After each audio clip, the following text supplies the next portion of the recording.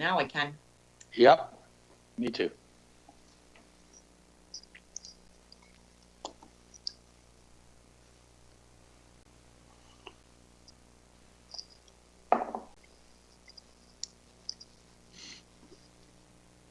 Okay, it is 9 o'clock on the 24th of February, 2021, and we will commence the first meeting of the Police Services Board, Norfolk County Police Services Board. And before we get on to the actual business of the meeting, just a couple of notes. First, today is Anti-Bullying Day. Wear pink. I do not own a pink shirt anymore, but I certainly should. And the intent of the day certainly is to remind everyone and to take whatever action you can to treat each other with respect and dignity and put an end to bullying. Having said that, I'll ask if there are any declarations of pecuniary interest, and if so, the general nature thereof. I don't see any hands being raised. We do have members of the Police Services Board, Mayor Crystal Chop, Councillor Kim Huffman, and Member Willie Van Houten online.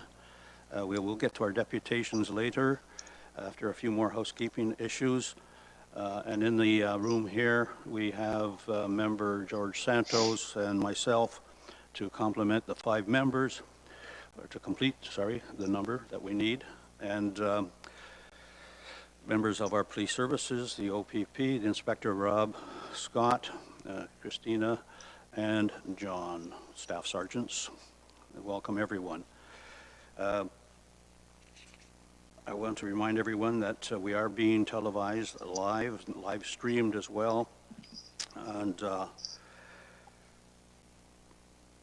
that if you have any device that may interrupt the proceedings, I ask you to put them on silent mode. The first item of business we have before we move on is to elect the chair and vice chair. And the board secretary has asked me to review the election process with you. It's an annual process as required under the procedural bylaw. The chair, myself that is, will request the board secretary to conduct the election so that it's independent and viewed to be independent. The board secretary will open the floor for nominations for chair. So I'll turn this over to you now, Owen, if you don't mind. Yes, good morning. So we will open nominations for chair of the Norfolk County Police Service Board. Are there any nominations?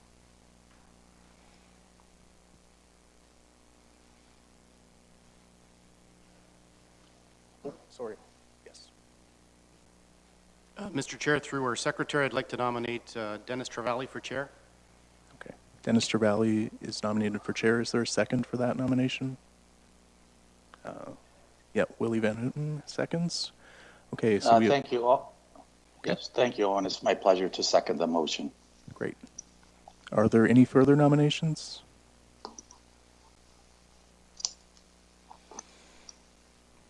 Seeing none, we'll move on to vote on that nomination. The nomination is Dennis Trevally for chair of the Police Service Board. Can we just get a show of hands vote?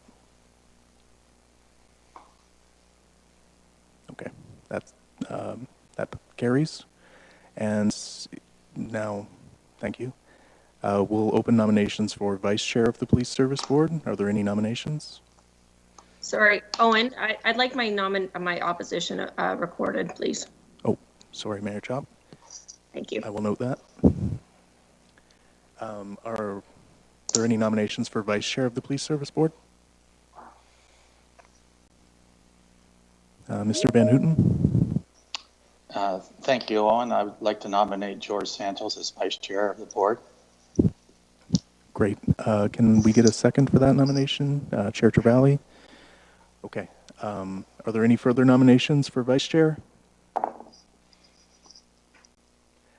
Seeing none, we'll proceed to the vote. All in favor of George Santos for vice chair?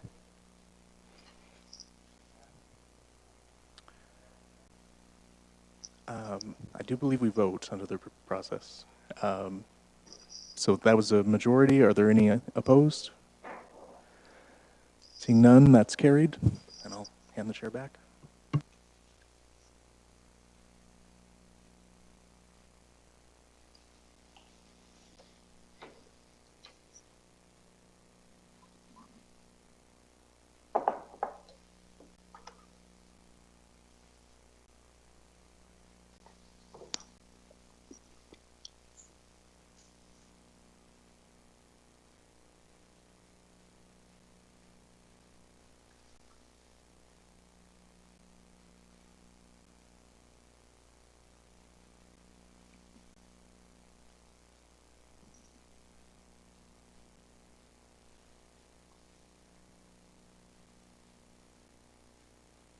Is the pronunciation right? Philip Cookett? That's perfect. Thank you so much. Is that correct? Yes, sir, it is. Okay. And do you have someone with you this morning? Yes, I have Jean Julier from Bus Patrol, also co-presenting with me at the delegation this morning. Okay, Good morning, everyone. Thank you for having me. Good morning. And thank you. And the topic here is the school bus stop arm camera violation program. We'll give you 10 minutes. Over to you, sir. Thank you very much. Ladies and gentlemen of the committee, thank you very much for allowing. It's frozen. You're frozen, Phil.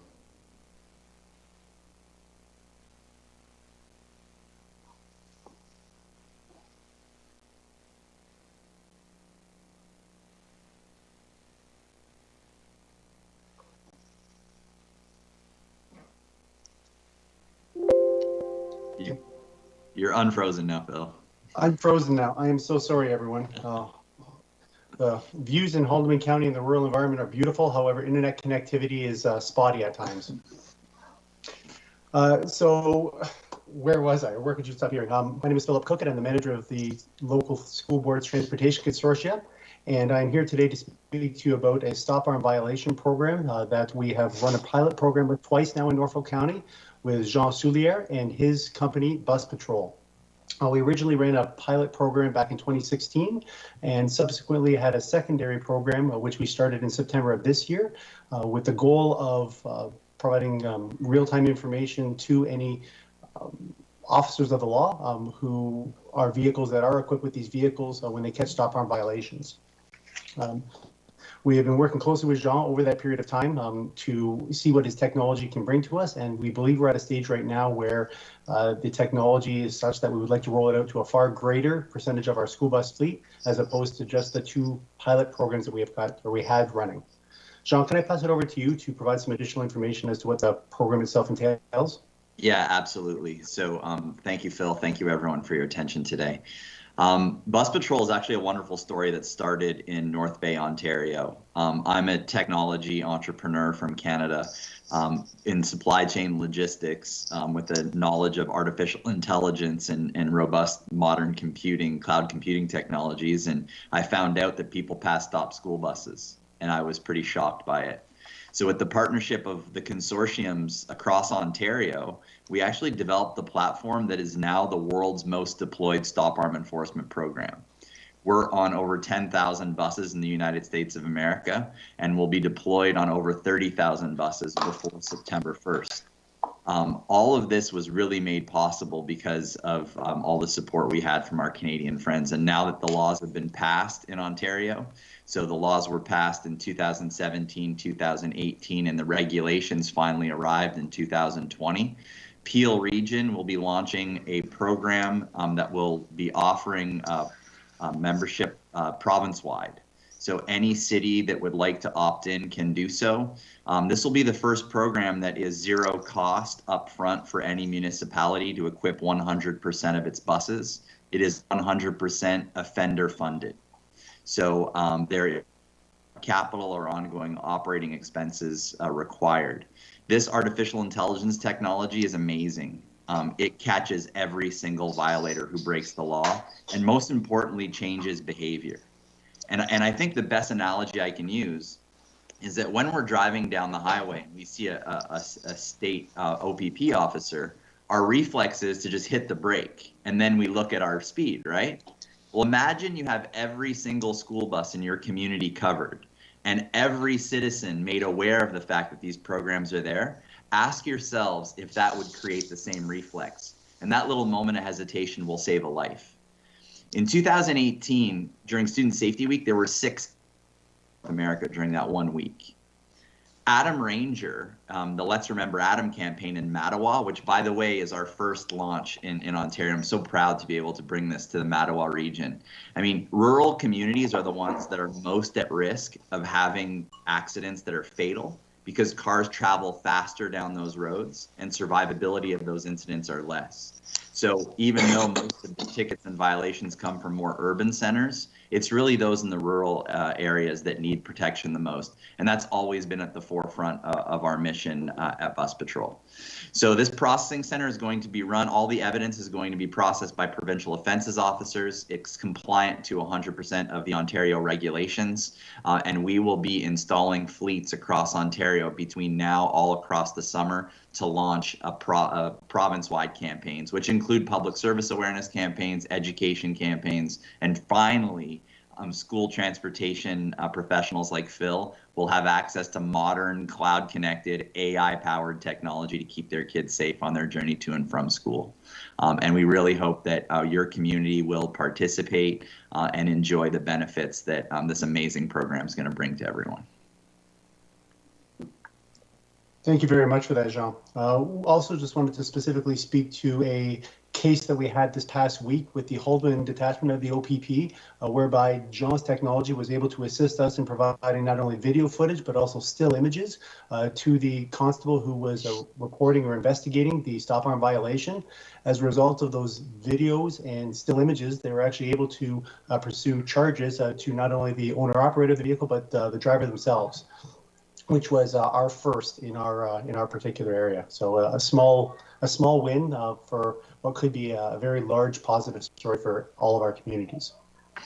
And one last thing I'd like to leave you with is that I have a bunch of, I can't present because I don't have presentation rights, but if anyone would be interested in seeing the technology in action and seeing how the program works, I'd be happy to schedule another meeting or share it with you at another time, because this stuff is all pretty impressive, and really proud that we've been able to become the market leaders to a Canadian good news story that's helping keep kids safe across North America. I believe on that note, that concludes the information that we wanted to share with the committee. Are there any questions that Jean or I could answer at this time? Thank you very much for that presentation. And just before I go to questions, I'll go to the inspector if he has any comments he would wish to make on this topic. Thank you, Mr. Chair. Certainly, I'm not really familiar with this technology. It certainly sounds very impressive. You are, based on my experience, you are accurate. That is certainly a big concern of ours. Every September, we always run focus patrols, directed patrol strategies in school zones, bus stops, and we do get those complaints regularly. Quite often, they don't result in charges because of the identification factor. So from a policing perspective, as you just indicated in relation to the Haldeman detachment, I just see this as something that a complainant would present to the police, and we would follow the evidence, as you would say. And if there's evidence to support a charge, then we would move forward with that. And that's really what I see from our perspective. I guess my question, and it's probably not within my purview, is that certainly this is not something that the police would have ownership of or anything like that.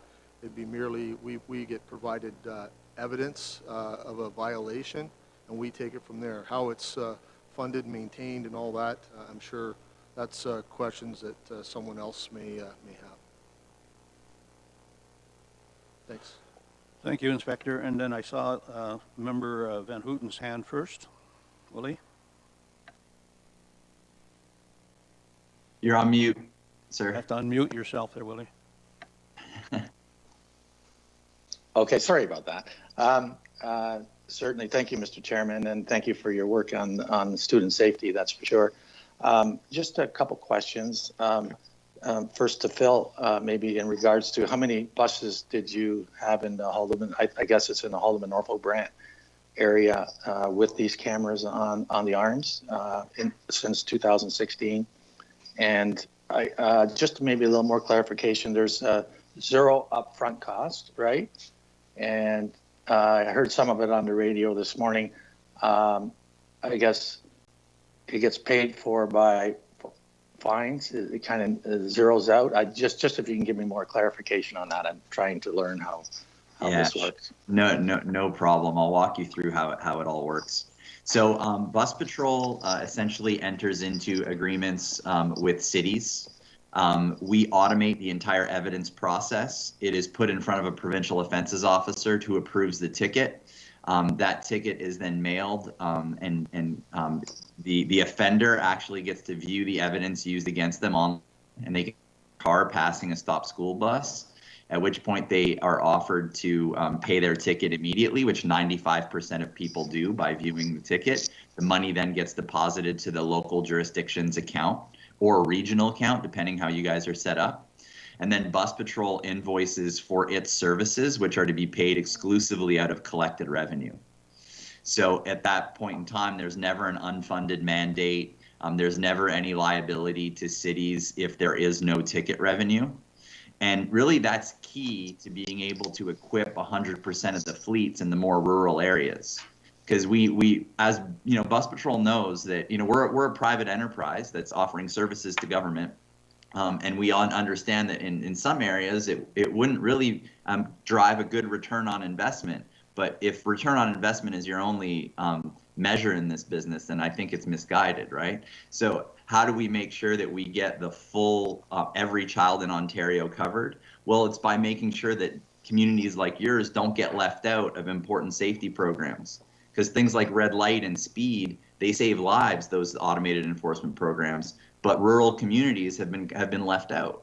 And so what we have done at Bus Patrol is created a platform to make sure that money never gets in the way of child safety. And we know there's going to be enough tickets to fund the program across the province based on the number of participants that we have joining.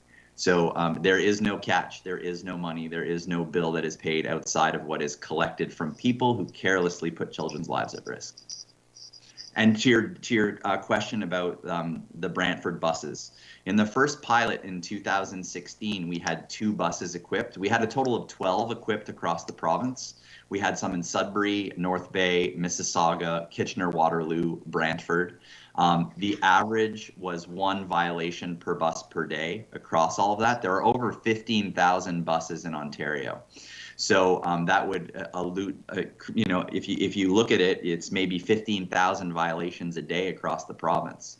Now in Brantford, the stats were 1/3 of a violation per bus per day. You guys have approximately 450 buses covering all of Phil's consortium. Imagine that's 150 violations per day in your community. And so it's just a matter of time. And we see the amount of deaths occurring increasing over time, and that's distracted driving and people being less careful and traveling faster. So we've really seen a huge push. In America in 2018, the National Transportation Safety Board published a report, April 2020. They said every state in America should pass laws to enable programs like bus patrols. That came off of a death in 2018. 3 children in Indiana were killed in one accident from the same family. So really, you know, these programs are now getting a widespread support, and we're really excited to know that finally the legal infrastructure is in place to issue these civil violations. There are monetary penalties to the owner of the vehicle. There's points, but they hit people with a $400 fine in the pocketbook, and they really work at changing behavior. I can tell you in our programs that we've been running since 2017, we see reductions in violations of anywhere from 20 to 30% year over year in every program. Thank you for that, Jean.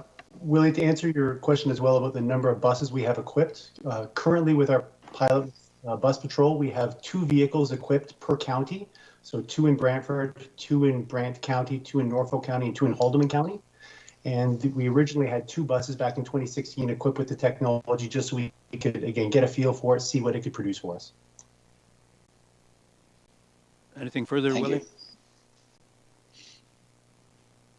you. No, I'm good. Thank you. Any other member of the board?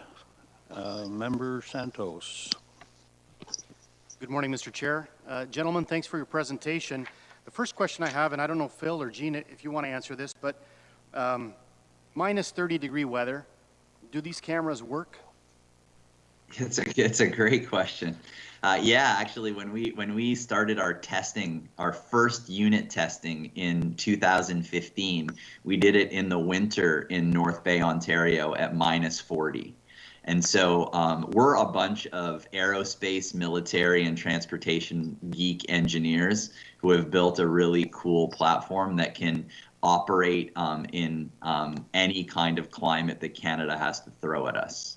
Bus Patrol also pays for the maintenance, replacement, and of all the parts and technology components under the program at no cost to its. And since we're only paid out of a collected ticket revenue, if the cameras aren't working, we can't issue a ticket. Tickets aren't issued, we can't issue an invoice that'll be paid. So we're really well incentivized to make sure the tech works, which is why we designed it to be so robust. Mr. Chair, one other question. So, Phil, my understanding is we have 3 school boards. We have the French Catholic, we have the English Catholic, and we have the public. So do you represent all 3? That is correct. The consortia is a shared entity owned and operated by all 3. To throw a further loop in there, we also transport some provincial and demonstration school students as well on behalf of the province of Ontario. Okay, thank you. Thank you. Any other member of the Police Services Board wish to pose a question? Okay, a little bit more information, please, Jean or Philip, referencing the POA, Provincial Offences Act, and when the fine is when the fine is issued and paid, it goes to the provincial offences, and there's a group within Norfolk County that deals with that issue. So how does that money flow to you folks? We invoice Norfolk County on a monthly basis for our services. And if there's no money in the account to pay for it, then it accrues over time until there is. Okay, thank you very much. So it's making it clear that that the dealings are with Norfolk County and not through the Police Services Board in any way or fashion. That is correct. Yes. So what the Police Services Board is very important because we need your support in order to roll out these programs. And from an education perspective, it also helps. And we produce data for each of the cities that we serve as well. So we start to identify hotspots, places that are at risk. And that information can be helpful for police as well to maybe catch actual people and identify drivers and lay charges, because the standard charges when you catch someone still exist. This civil penalty is kind of run side by side to make sure that we can change behavior at mass. But it doesn't remove the value of the data to you folks and the value of the support that you can bring to the program that would encourage Norfolk to participate and join. Merci. Thank you, Jean. Merci. Any other member of the board wish to pose a question at this time?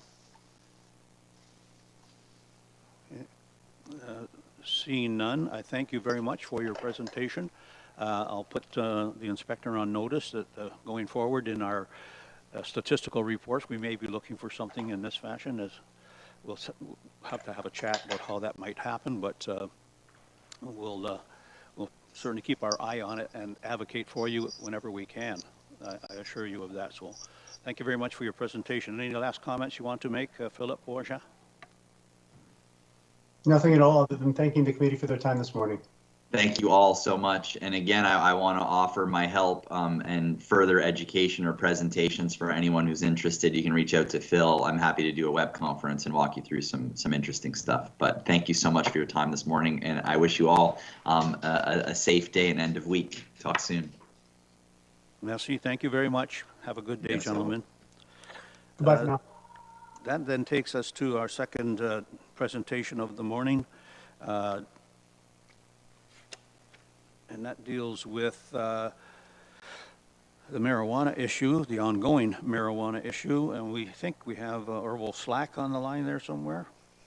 Yes. I I'm see. here. If you can hear me, Mr. Chairman. Thank you. Do you have anybody with you this morning, Orville? Yes, we have Deb France and Daphne Schuyler here. Okay, and so we'll let you go forward. You have 10 minutes for your presentation. Thank you.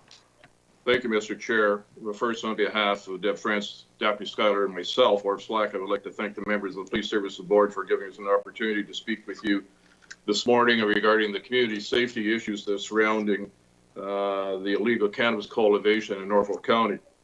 We first have a short film that we would ask all to view at this time as it highlights some of the issues related to illegal cannabis cultivation that the residents of Norfolk County have been actually dealing with for well over 4 years. So Owen, maybe you could roll that film for us if you could, please. Yes, just one moment.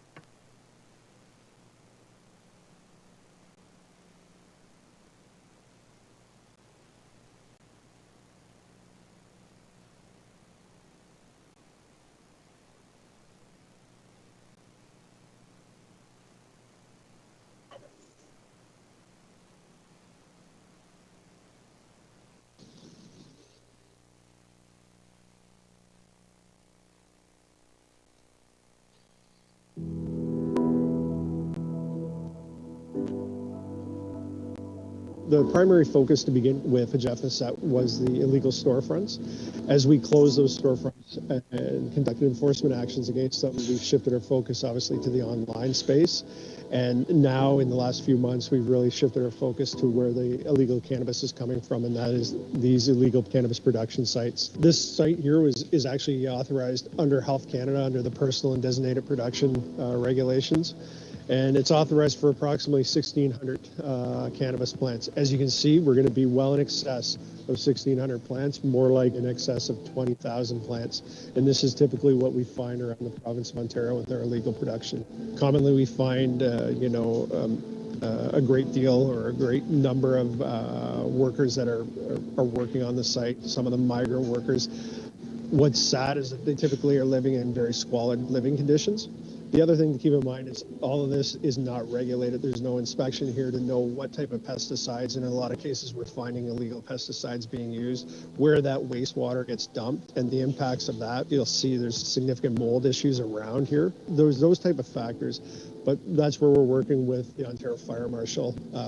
They come in, do inspections to look at things like legal electrical, even right down to building code violations. We work with the Ministry of Environment who come out and have a look at things like where the wastewater is going, because these are the things that impact the municipalities and the communities around them. So one of our recent project-style investigations that we conducted over a number of months, at the conclusion of that, I believe it was 5 or 6 illegal production sites, we seized over 100,000 plants. What was even more startling was we seized over $2 million in Canadian currency between the sites, just lying around loose. So that just speaks to the sheer volume of cash that's generated from here. We're not targeting those individuals that are growing for their own personal use. This is not for personal use. These are large-scale criminal networks that are using this to fund their other criminality.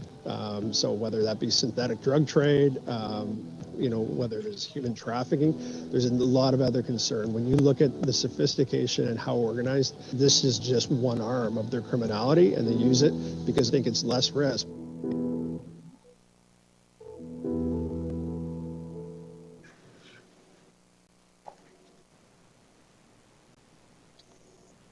Okay, I assume everyone can still hear me? Yes, go ahead. Okay, thank you. So on September 23rd of 20, we gave a deputation to this Police Services Board and Norfolk County Advisory Board. October 13th, we gave a deputation to members of the Norfolk County Council. It was our hope to educate the members of the boards, of these two boards, and the council on the issues that concerns that residents are facing regarding illegal cannabis cultivation in Norfolk County. During our deputations, we emphasized that illegal cannabis cultivation equals guns, gangs, meth, and organized crime. During our deputations, we explained in detail a 5-point plan that York Regional Police have put into place to help them successfully address the same concerns that illegal cannabis cultivation is creating in their regions. Copies were supplied to everyone. The Police Services Board invited 2 members of the York Regional Police that we had previously spoken to speak to the members of this board. During the presentation, York Regional Police gave on October 28th of 20 to this board. They described one of the benefits of implementing the 5-point plan was that it shortened the time required to conduct investigations of illegal cannabis facilities. Instead of 3 or 4 month investigations could be completed within weeks, not months. This is a significant savings for the municipality, obviously more effective and efficient. Detective Inspector Jim Walker, OPP, Provincial Joint Forces Cannabis Enforcement Team, has confirmed with me that the 5-point plan will work in Norfolk County.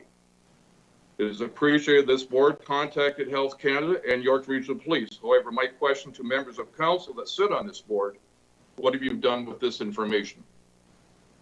Due to the appearance that council is unwilling to address the issue of the illegal cannabis cultivation and the implementation of the 5-point plan, we find it necessary to come back to this board and ask for your assistance.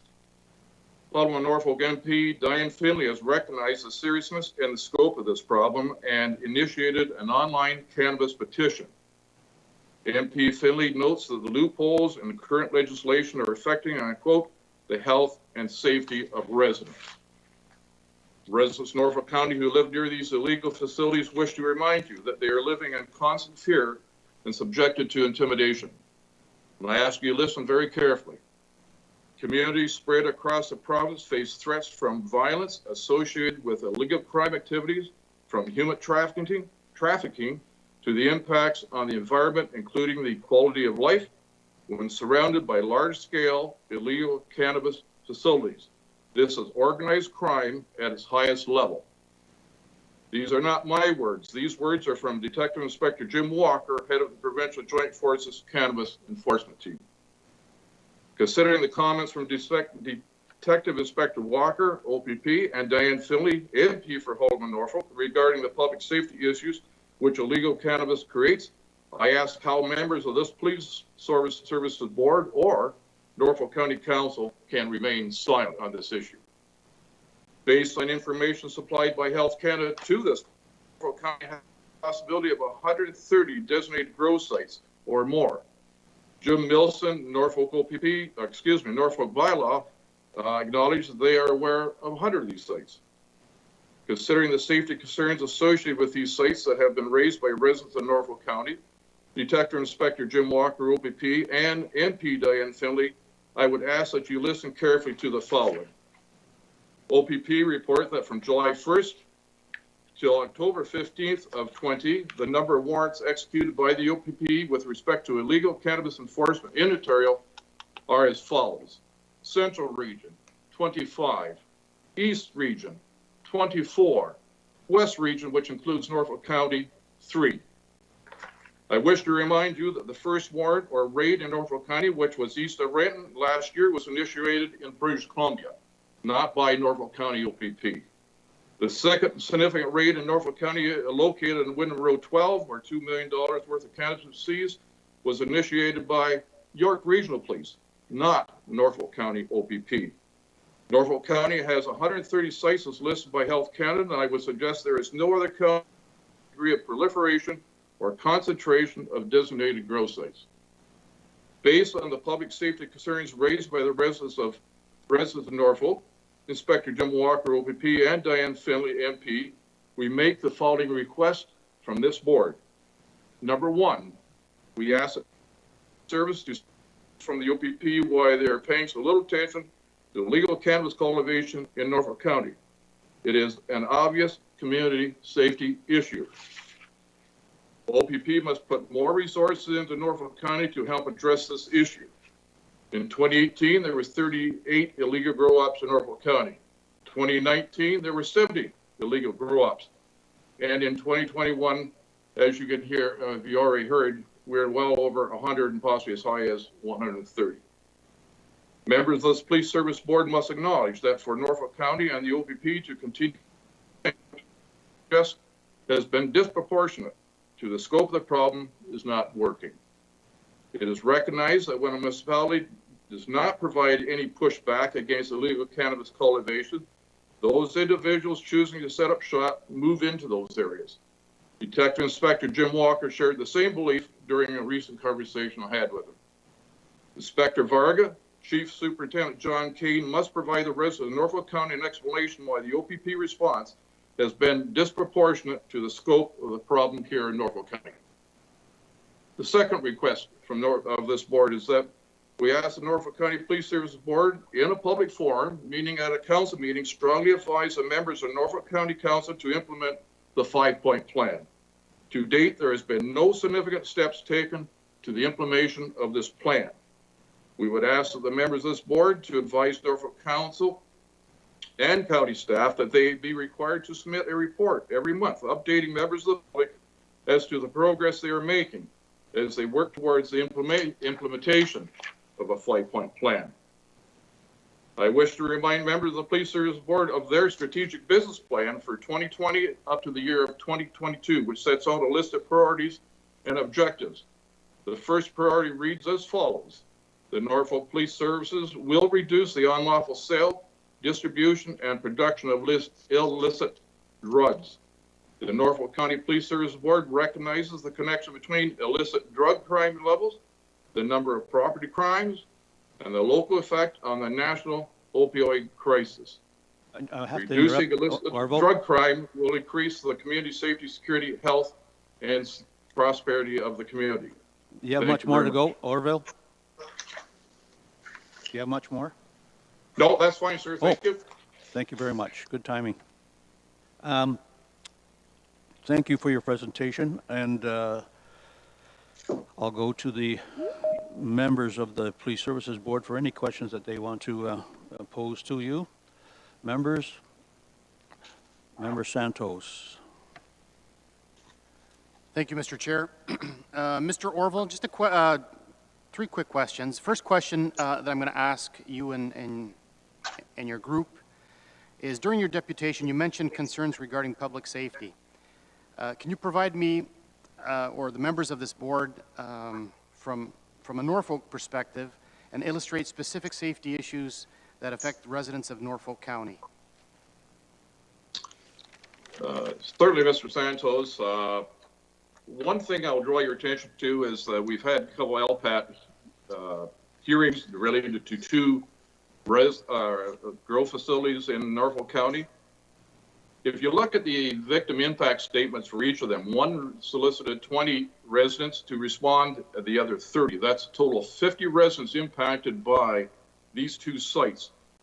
You'll notice that they all will describe the fear that they live in 24/7 from these operators. There is one example where a resident had two employees from one of these sites enter their homes unannounced, uninvited. They went through two sets of doors, entered a recreation room before they were encountered or confronted by the residents. That is a form of intimidation that is not uncommon. We have, as I recall, one of these sites involved a shooting, another one an armed robbery. And I just remind you what Detective Inspector Jim Walker has said, and that is communities spread across the province face fears, especially with illegal crime activities, from human trafficking to the impacts of the environment, including the quality of life when surrounded by large-scale illegal cannabis facilities. I would ask every member of this board, imagine what it's like if you were living beside one of these facilities and you're terrified of your neighbors. 24/7 for going on for 4 years. Can you imagine that? I think if that one of these facilities associated next to some of our elected officials, the approach from council would be a little different. Hope that answered your question, Mr. Santos. Thank you for the clarification. The second question. Now, you indicated that you don't feel the OPP have been providing adequate and effective enforcement that's proportionate to this illegal cannabis cultivation problem in Norfolk. So can you explain to me in greater detail what you want the Police Services Board to understand with regards to your position here? Because I'm a little confused here. Well, first off, I think the stats that they provided regarding the enforcement they conducted between July 1st and October 15th would suggest that Norfolk County got, and West Region was shortchanged. I'm certainly not taking away from the efforts they've put into the enforcement of some of these sites, but however, I want to remind you, considering the amount of sites that we have in Norfolk County, and this has been going on, like I say, far before the Cannabis Act was implemented. And we end up with 3, whereas Central Region ends up with 25 and 24.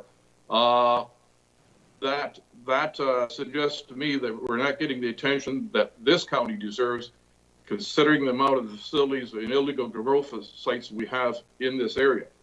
And I'm not sure if I'm permitted, Mr. Chair, I'll ask you, I have a couple of questions I could put, or like to put to the members of the OPP that might add some clarification and would assist members of the board. You finished, George? Sure. I have one other question Go ahead. to Mr. Go ahead, then we'll get back to Mr. Slack. Is that possible? Okay. So, Orville, in your presentation, you also raised concerns about environmental issues. And I'm just looking at this, and I'm looking at my notes from November of last year. You reference, and that video also referenced examples that Norfolk County might have issues with regards to with the illegal cannabis cultivation, environmental issues, like contamination of water, or is that what we're talking about, or land? Thank you, Mr. Santos. Through the chair, yes, that's exactly what we're talking to, and I think some of this was raised during the video that we played for you at the beginning. And I'll mention to give you a couple examples that I'm aware of. One site here in Norfolk County, the wastewater, the individuals operating the site are pumping the water, wastewater out. They basically drove a pipe, I understand, and I'll use the word injecting the wastewater into the ground in Norfolk County, which consists mainly of sand.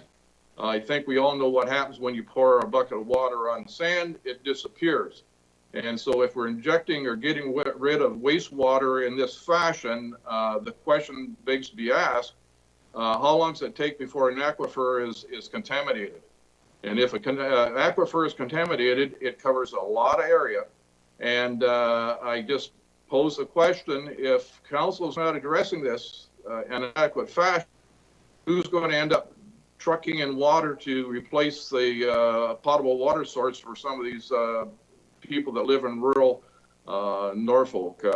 Back on February 11th, I read in the paper where council raised the concern that the urban areas in Norfolk County may not have adequate water supply. Well, I think there should be a discussion with respect to what happens when these sites are contaminating the water supply in rural Norfolk. Keeping in mind, we have, based on Health Canada, conceivably up to 130 of these sites. 130 of these sites, and it's quite well documented that they don't care how they dispose of their waste. I gave you one example. Another example here in Norfolk, greenhouse, run a pipe out the back of the greenhouse and empty it into a municipal ditch. One other example I'll give you, and that grant you it's not in Norfolk County, but it's just over the line in Brant County. They brought in a large excavator, dug a huge hole behind the greenhouse, and buried all their potting material in the ground and covered it up. Neighbors complained. Brant County bylaw came in, told them they had to dispose of it properly. In September, when I was at this site, they were in the process of digging it up. They had spent a day trucking some of this material away. Looking at the size of the pile, they probably had another 6 or 8 dump truck loads to go before they removed the material from the site. So this is going on. Everyone should be aware of it, and this is why environment issues is also a concern surrounding these illegal sites. Anything further, Mr. Santos? No, Mr. Chair, thank you. Excuse me. Thank you very much. Member Van Houten. Take yourself off mute, sir. Thank you, Mr. Chairman. My apologies. My phone went out. You might have noticed that it threw me out for a bit, and so but I called in on the other number, but now I'm back here. So my apologies. I missed the video, but certainly I want to commend you for Orville to bringing the issues and concerns forward. When I look at the 5-point plan, all the elements in it here seem very, very good, you know, in identifying and verifying information, orders to comply if there is no permits, stop work orders if there's no permits, and the compliance verification and all the cooperation amongst the different departments. So I find that going through that, it seems like a very well thought through and good plan moving forward in helping with the issues. We know from the federal government's perspective, it's going to take them some time to make any changes. You know, we had heard at their deputation, they're starting a review sometime later this year, and that could take into 2023 for them to make big changes. So in the meanwhile, I have to commend when I go through the 5-point plan. I what I see, and I certainly support what I see. Thank you, Mr. Chair.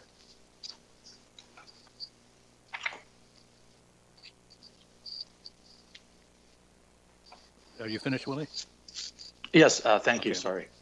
Thank you. I was expecting a question there somewhere. Okay. Oh, yeah, sorry. Yeah. I hope I didn't miss too much from the presentation. So I just wanted to make that point as well clear. The technology over here let me down for a bit. Okay, thank you very much. Before I go back to Mr. Slack, are there any other members of the Police Services Board who want to pose a question? Get some clarification. Mr. Santos. Mr. Chair, we have two members of Norfolk County here. We have a councillor and we have our mayor.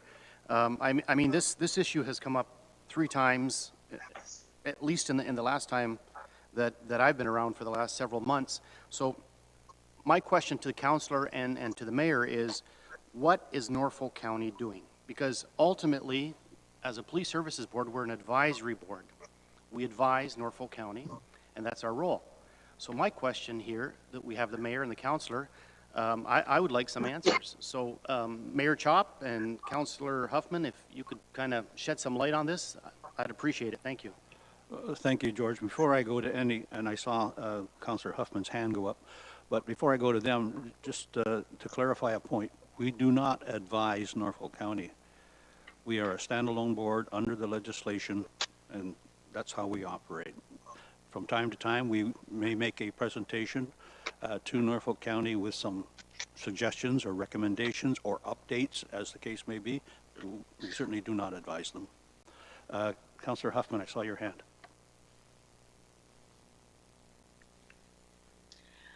Thank you, Chair Trevally.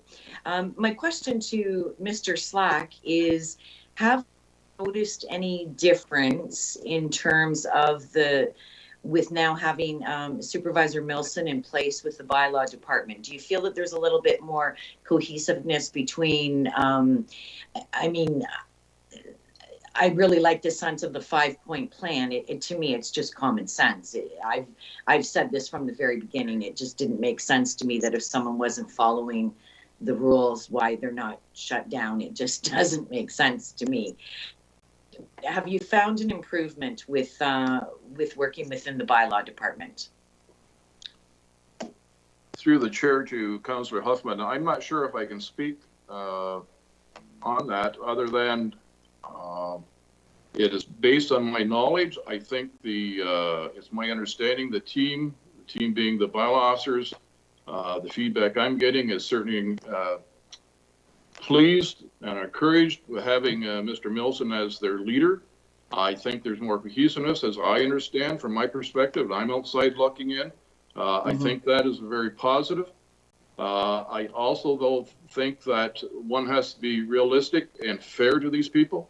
I don't know how one officer, we've got one bylaw officer dedicated to cannabis issues. Even with Mr. Milson in there, how do you expect one bylaw officer to deal with 100 plus files based on their own information? At one time when I was doing investigations, if I had 15 on the go, I thought I was getting near my max. So in all fairness, these people, I think they're doing an amazing job. I think it has made a difference, but that's just my perspective on the outside looking in. I know it's any time prior to Mr. Milson coming in, I've always had, when I left a message, people, the bylaw officer dealing with cannabis issues always got back to me in a prompt fashion. That continues to be the case whenever I called in. And now usually it's the case that Mr. Milson is the one I'm speaking to. So I think it's been very positive, and I think they deserve credit for dealing with the issue and the size of the issue they're trying to deal with. That's all. Okay, thank you. Thank you. Anything further from members of the board? Before I come back to you, Mr. Slack, I just wanted to draw attention to the 5-point plan, which is outlined on page 7 of our agenda. And as we go through this plan, and for the folks that are watching by live streaming or other means, it starts with identify and verify the information received by county staff from residents. I'll repeat that, received by county staff from residents. Number 2, Norfolk County would issue an order to comply. Number 3, Norfolk County would issue a stop work order.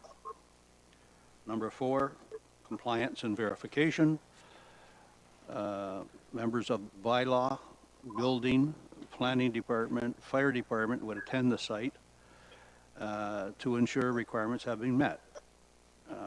These inspections would be unannounced, and members of the OPP would also attend for the purpose of keeping the peace. And number 5, of course, then follows as any kind of criminal or civil activity, but criminal investigation may ensue from that. So you indicated, Mr. Slack, that you had some questions for the OPP. I'll let you pose those questions, and I'll say to the inspector, he's under no obligation to answer them at this point. May take them under advisement. However, we do have, as Member Santos has indicated, 2 members from Norfolk County in attendance and on the board as regular members, have taken this information on board, and I'm positive that they'll take this back to their peers and have a discussion at that level. So, Mr. Slack, your questions, please. Thank you, Mr. Chair. So through the chair to, I'm not sure who from the OPP are going to field a couple of questions, but my questions center around the community street unit crime, and I wonder if you can advise us when that board was, when that unit was drafted, implemented in Norfolk County. How many years ago? Through you, Mr. Chair, it's Rob Scott Orville. How are you? I'm great, sir. I'm filling in for Joe Varga on an interim basis. Yes. I can tell you with certainty that the Community Street Crime Unit has had a variety of names. It's been implemented. It was implemented back as a street crimes unit by Inspector Dankert, going back into the 90s. I, in fact, was part of that team for many years when I was here as an investigator. Over the years, it's seen many changes, and to where certainly, as you would be well aware from your background as well, is that we've always have to in policing adapt to the ever-changing, culture of criminality, and that certainly has changed over time to where we are today. Certainly, a very big component of what our street crimes unit does today is most certainly when it comes to the hardline drugs. And I can tell you when I was here in, I believe, 2013 to approximately 2016 as an operations manager, one of the big issues there, and prior to that, was the hard drugs that were infiltrating Norfolk County, like cocaine at the time, and crack cocaine, and now we've seen it to the fentanyl and methamphetamine, where our officers are certainly using a variety of investigative techniques, of which the legal aspects of that have certainly made their job more difficult than they were 5, 10, 15 years ago. So they continue to be dedicated to enforce, conduct both property-related crimes and drug-related crimes. And certainly they're driven by the evidence that they're afforded. Certainly, when you speak to the, and again, I'm very familiar with the marijuana grows, as I'm sure you are. I've seized tons of marijuana in Norfolk County. And it's always certainly been a productive crop here, back from the bush lots to the cornfields to the days of eradication, then we started flying. Then certainly to when I was active in the unit as well, to the indoor grows that certainly had the criminality, organized crime element at that time, of which I recall two very significant prominent homes in the Port Dover area were utilized for that with the same impacts that you're speaking of, only it was in residential properties where people were paying high value for their homes only to have the house next door used for an entire grow op in a very nice subdivision. So, now we've seen, and I know I'm not, telling you anything that all of us collectively don't know, is now we've seen another trend. And a lot of that, as you've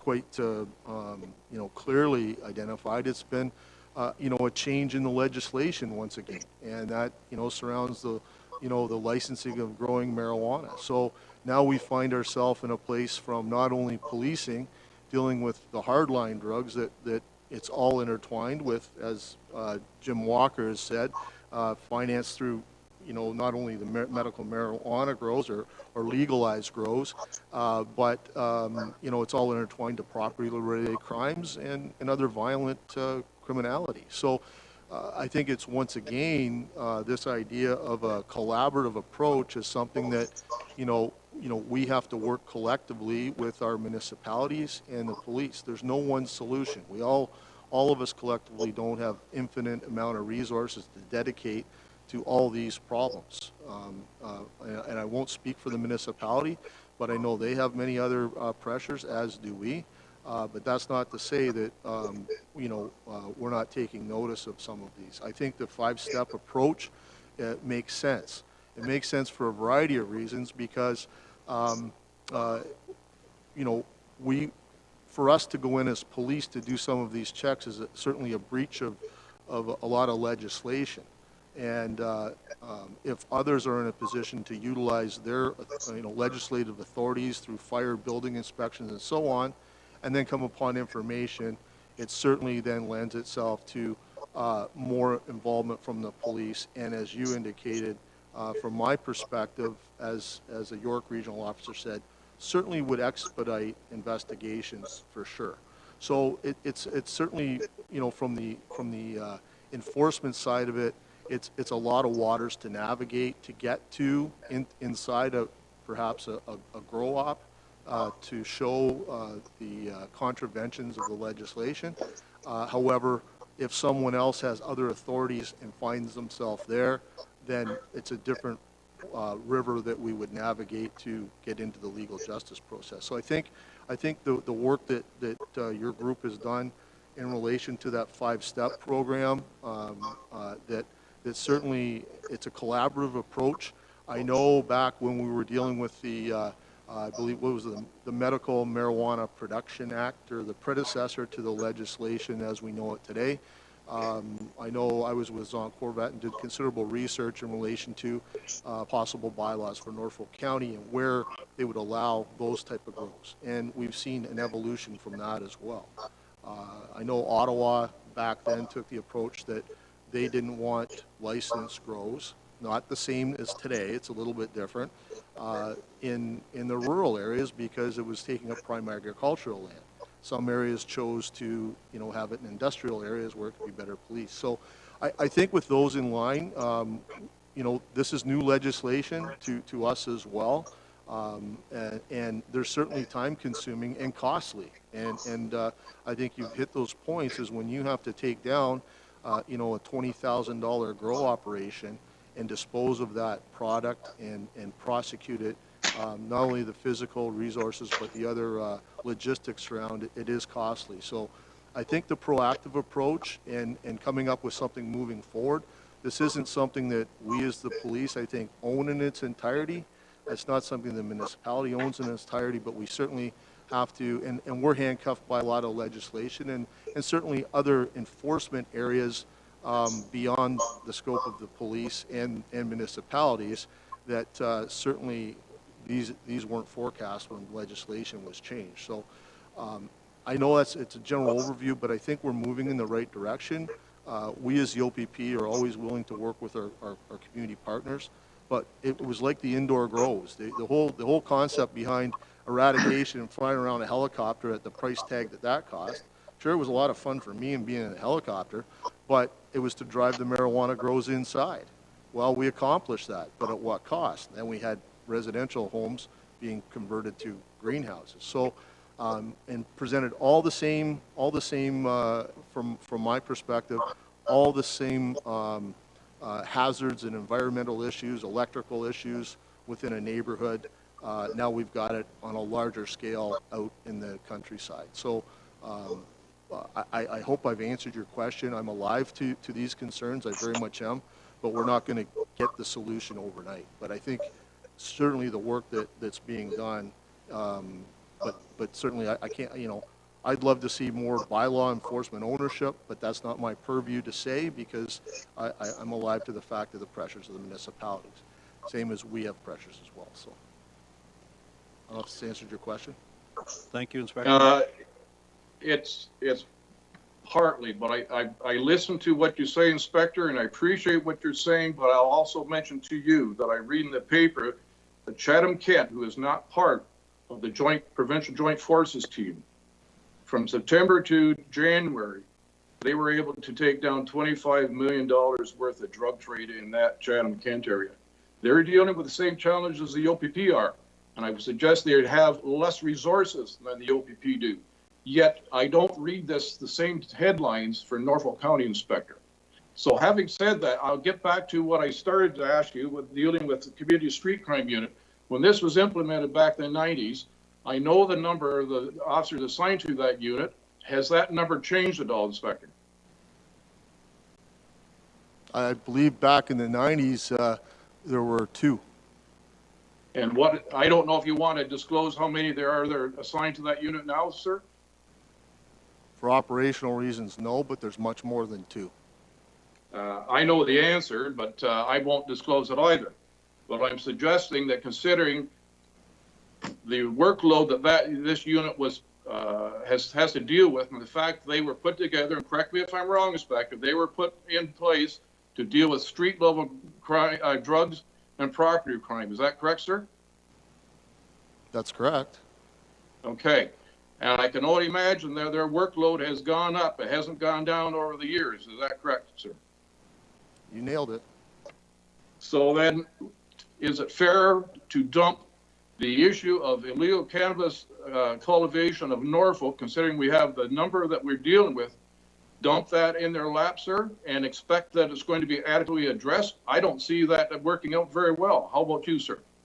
Hang on, don't stop, Rob. That certainly is beyond the scope. Inspector? Of us, so.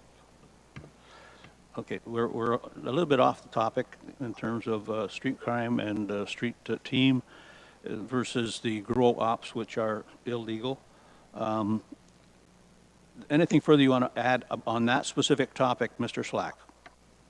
Yeah, in all fairness, Mr. Chair, I was trying to point out that the tools that are in place here in Norfolk are not adequate, and that's what I was saying. The response is disproportionate. I was trying to demonstrate for the board's benefit that the unit that has been given the task of addressing illegal cannabis cultivation in Norfolk, their plate is already full. That was the whole purpose of me putting the questions to the OPP. So it wasn't to make anybody uncomfortable, but it was I hopefully was able that we have to change their approach. The OPP have to find resources, more resources, and put more effort into this issue, considering the proliferation of the sites that we have. We've told you before, we all know it. 38, now we're up over 100. They're not going away. And if we're waiting for the Cannabis Act to be changed after the 4-year review, well, surprise, I don't anticipate anything to change, even if they do tweak the act. This is organized crime. You're still going to have to go in and kick down every door. So we may as well get started. Let's not wait and let's not fool ourselves on that issue. We have, from the time that we introduced proposed the 5-point plan, 116 business days have passed, and no one has done anything about it. No standard operating practice or procedure has been drafted, as I'm aware of. I spoke to Mr. Milson. No one's asked him to start working on it. I suspect nothing's been done on the OPP side of it. That's why we came back to you, Mr. Chairman, and the members of this board. This county is lacking in leadership. We don't have leadership from council. We do not have leadership from the OPP. Okay, Mr. And Slack. that's why we come to Mr. you, Slack. sir, and ask for the leadership. Mr. Slack, I think we need to keep our comments on topic and not be denigrating in any way. Certainly, you and Ms. France and Ms. Schuyler are not going to find any greater advocate for this issue than the Norfolk County Police Services Board. We've been on side with you since the beginning. I see your hand, Mayor. And we've invited Health Canada, and we had discussions with them. We invited the inspector, Mr. Walker, and we had discussions. And throughout all of those, members of Norfolk County have been represented on this board. So they're hearing the message. I'm sure they are, and the mayor will speak in a moment to that. But your 5-point plan, not your 5-point plan, the 5-point plan, everything starts with a member of the public or someone complaining to Norfolk County. That's where it starts. And yes, in terms of staffing, I won't go into the alley where I'm not invited. That's Norfolk County's issue. But in terms of staffing for the OPP, this board will have a discussion with our inspector, and we'll see where that goes. You can well imagine, and having been there as a retired officer, know that operational issues are not discussed in open session. So you're going to have some faith and trust in the fact that we have been seized with this issue. And Mayor Chop, I saw your hand. Please go forward. Thank you, Mr. Chair. I guess I actually want to thank our staff and OPP. While Council may said we're adopting this 5-point plan, I think they're all items that are actually being done.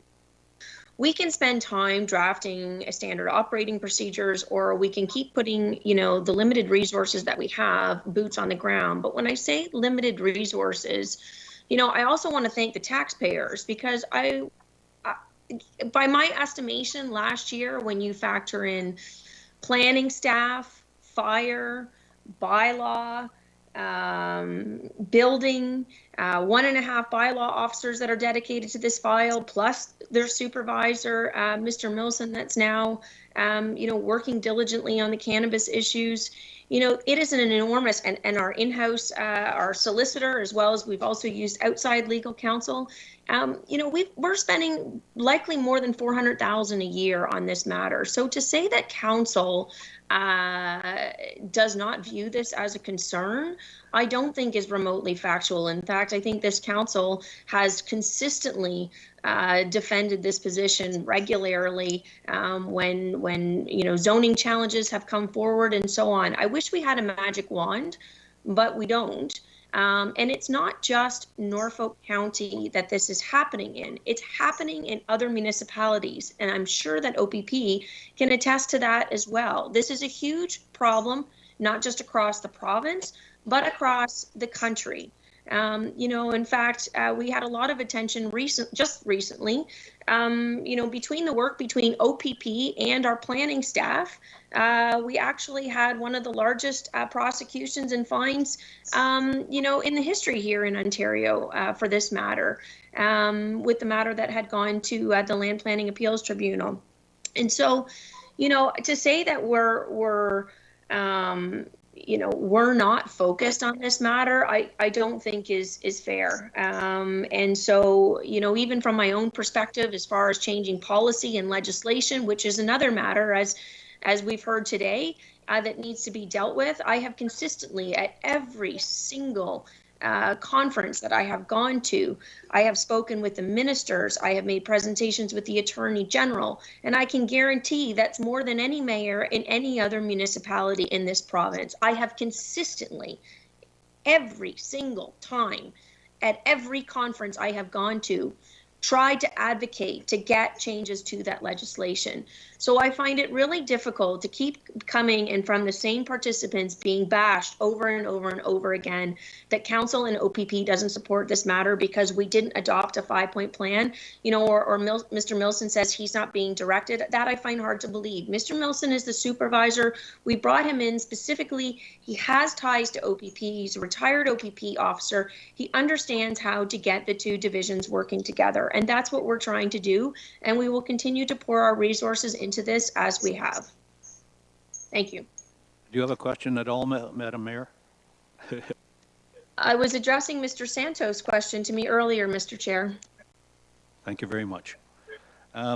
So just let me reiterate what I said just a few moments ago to the deputation members.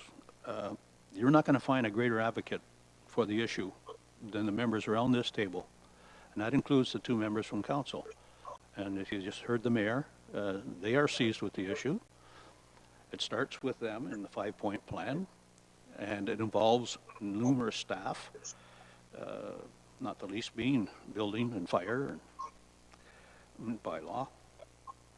And I don't think that the metric here is how many do we have and how many are we knocking off. The metric here is whether or not the issue is being addressed within the parameters and the guardrails that are put in place within which this board, the OPP, our police service, and council must work.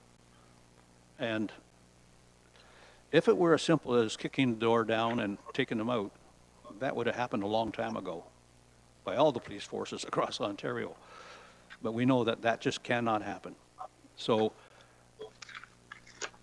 it's not only Norfolk that is seized with the issue in terms of addressing the 5-point plan. This was not dreamt up here. This came from other sources and from other jurisdictions. So yes, and most recently, and Member Santos will speak to this sometime later, at the Zone 4 meeting that just took place last week, this issue came up, and there was another jurisdiction, a mayor, who congratulated Norfolk on their actions and what was available to them through the LPAT system, and trying their very best. And it takes a long time, as everyone I think will agree to that. If you go through that process, you're in for a pound more than a penny. I see your hand, Mayor. And with having said all of that, I'll go to the mayor for a second time, and then I'll come back to you, Mr. Slack, for any closing remarks, and then we will move on. Madam Mayor. Mr. Chair, I just wanted to thank you for bringing that up, actually. Other municipalities, it's the only other comment that I would add to that, and I should have mentioned it earlier. We are actually being looked to currently by other municipalities for how we have handled those matters and some of the success that we have seen here in Norfolk County as well. So thank you for raising that matter. It's something I should have done to commend our staff as well on that for being an example that other municipalities are looking to. Yeah, absolutely. And the pledge that we can give fundamentally and assuredly from this board is that when required, when requested, our police service will be there to provide the safety and the security that is needed for county staff to enter premises and do what they have to do. Until the legislation is changed and allows for the kick down the door and take them out routine, and I don't think that's going to happen, this is the best we can apply to. And I also want to say to the folks in Norfolk County, the staff particularly, thank you very much, and it just cannot be an easy job. So, Mr. Slack, back to you for any questions or closing comments, please. Chair, I listened to the comments and I appreciate the effort that's been put in by the staff that are working on it now. I appreciate the fact that there are limited resources. And as you pointed out, and the mayor's pointed out, other municipalities are dealing with the same issues. Yet other municipalities are dealing with it in a more effective fashion, I would suggest. When I read in the paper, like Chatham-Kent, it's a regional identity that does not have any ties to the Provincial Joint Forces enforcement team. And they can take down 25 million worth of product between September and January of this year. And yet you look at the results that have been generated here locally. It does not, you cannot compare. And this is no reflection on the frontline officers. And I don't take any pride in saying this, but I don't feel Norfolk County or the frontline officers are getting the support from command staff from West Region that we deserve. And with respect to the limitations of this board, I acknowledge that, Mr. Chair, but I just want to close off by reading Section 10.1 of the Comprehensive Police Services Act. And it says the police services boards and commissioners shall, it's not maybe, shall provide adequate and effective policing. And when you look at Section 11.1 of that same act, number 2 in the list of adequate and effective policing is law enforcement. And I would suggest law enforcement of the illegal cannabis cultivation issue in Norfolk County is being missed by a mile. So thank you for your time. Thank you very much, Mr. Slack, and I will keep the invitation open to you and to Ms. France and Ms. Schuyler. Should you have more information, different information, you want to bring it back, you are more than welcome at this board. I will say that simply to echo the mayor, that we're going to have some confidence and assurance that the issue is being addressed and is within the confines of whatever are imposed upon them. In terms of law enforcement, if we had a law that said illegal growing, was against the law, and we had a law that was specific and said that the police could then go out and enforce that law, no knock entry and those kinds of things, wouldn't that be great? But at the moment we don't have that. And so we have to rely on the process that we can put in place, and that's the 5-point program. So once again, I thank you very much. Any closing comments or questions from the board members? Mr. Santos, I see your hand. Thank you, Mr. Chair. Mr. Slack, I think the issue that we have here is more federally. As you are aware, there's definitely a petition that was put forth to the House of Commons. We're still waiting for a response from the Minister of Health federally. So where that's going to go, only time will tell. But my concern is federally, there hasn't been any inspectors out this neck of the woods, nor has there been up until now. That's my understanding and my knowledge.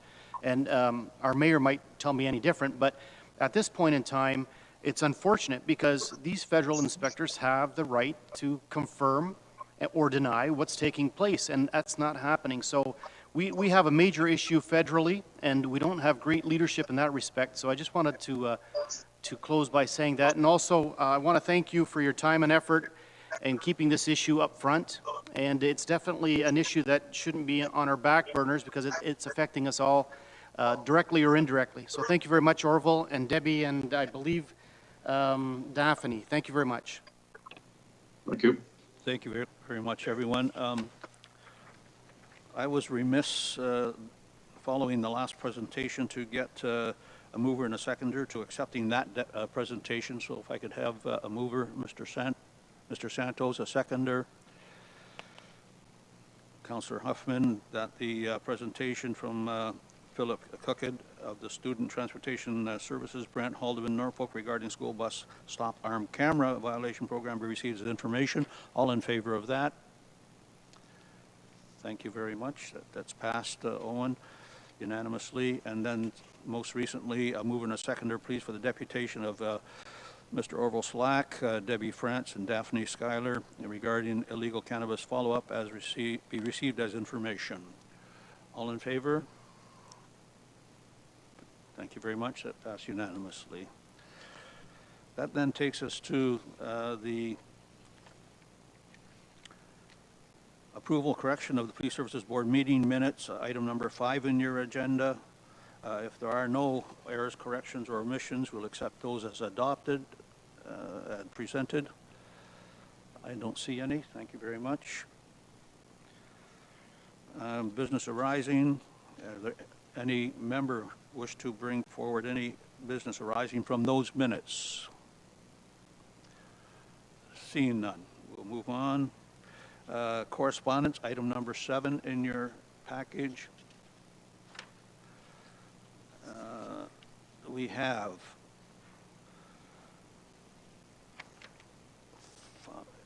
5 items. These are correspondence relative to the proclamation of the Safety from Trespass and Protecting Food Safety Act of 2020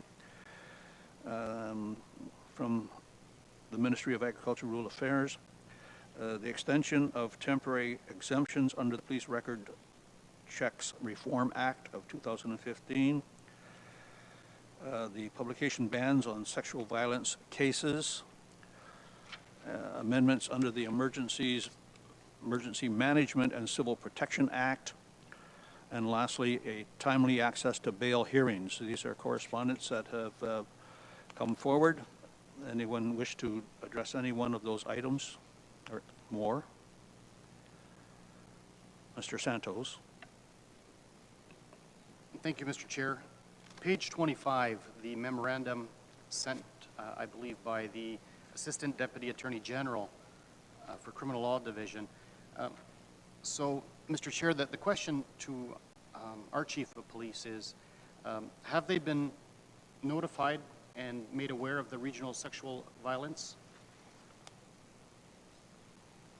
program? Through you, Mr. Chair, we get all this correspondence copied to us as well. Thank you, Mr. Chair. You're welcome. And that takes us to reports, discussion, action items. Item number 8 in the agenda, and the OPP monthly report of dated February the 4th. And, sorry, that's the all chiefs. Dated the 12th of February, and it's the January statistical report and highlights. Inspector Scott. Through you, Mr. Chair, I'll provide a quick overview and summary and then open for questions.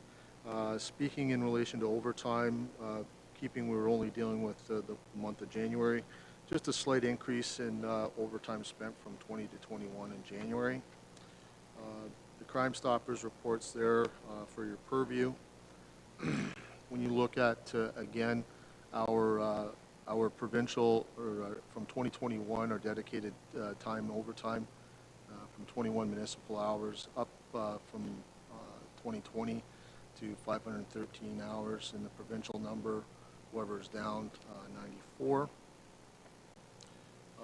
Just a quick review in relation to violent crime, property crime.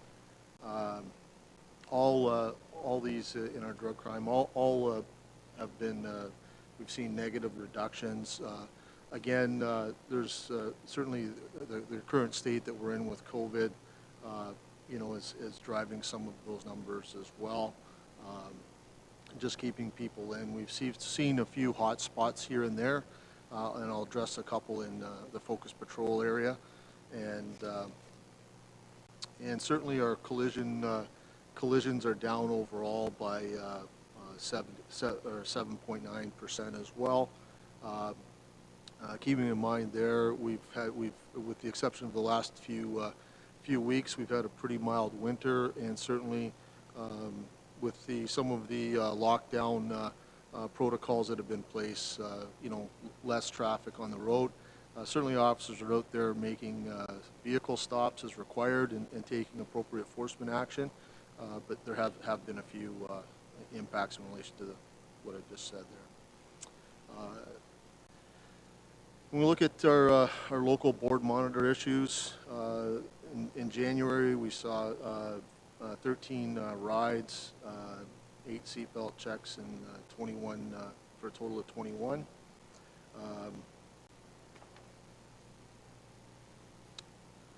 We look at our driver's license suspensions. You can see there was a total of 11, which is including part of February as well.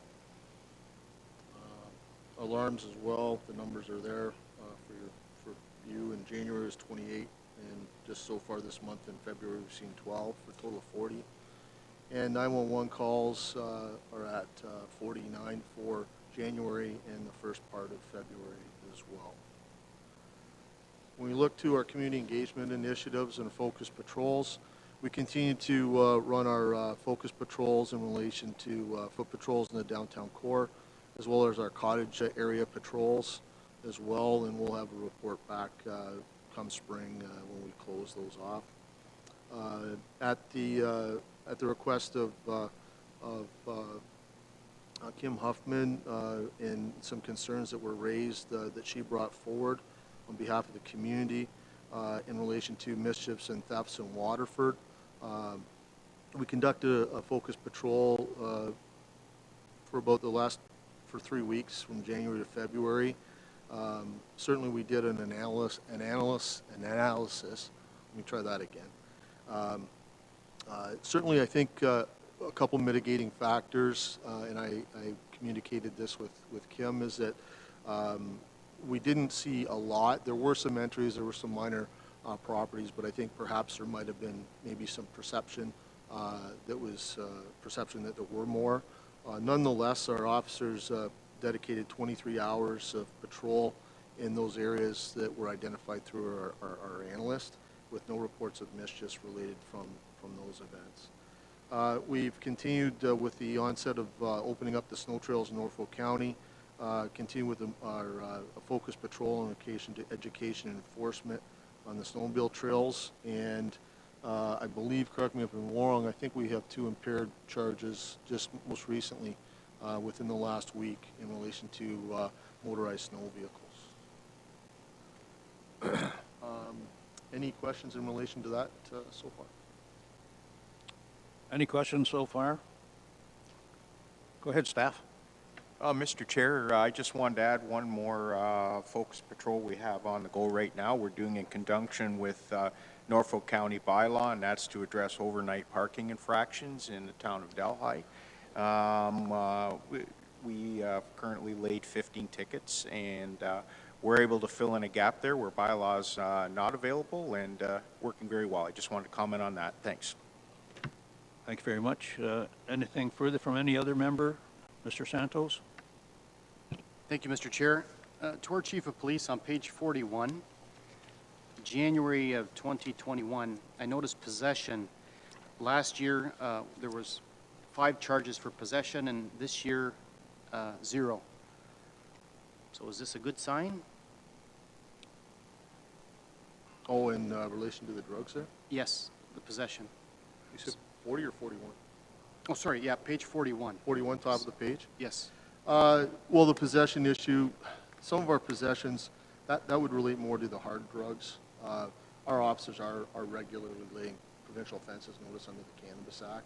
So some of those charges aren't truly sometimes reflective of what's happening. And once we get to e-ticketing, which we are running a pilot project here, and it should be launched very shortly, and maybe John can update us on that, that we'll be able to probably provide a more fulsome analysis of where we are with those type of stuff, which is a good news story. Okay. So yeah, that's more of our, the hope is that we'll see the next month. I could tell you that there's current ongoing investigations in relation to drug activity through our street crimes unit, and hopefully we'll see that number change in the March report. So, Okay. John, anything more on the e-ticketing there that you could provide? Mr. Chair, yes, our members, our quote, train the trainers, have been trained, so we have officers who will now be able to train our other officers at detachment in the operation of the e-ticketing.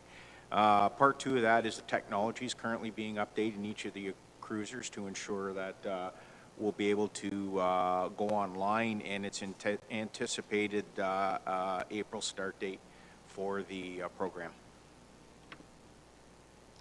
Further, sir? Yes, Mr. Chair. To our chief, Chief, on page 44, and I'm looking at the impaired driving. So we've got year-to-date for December of 2020, 191. So there's basically a difference of almost 29, if not 30, from. So I'm looking at this as pre-pandemic and post-pandemic. The numbers are still fairly high. Yes, and it's a very it certainly has impacted how we do business as far as impaired charges, and keeping in mind prior to COVID, no one was wearing masks, there wasn't that threshold. So obviously on that interaction, some different evidence can be gleaned upon stopping a vehicle. So certainly there's been that impact with our officers, utilizing PPE, people in their cars, and trying to be sensitive to everyone's needs.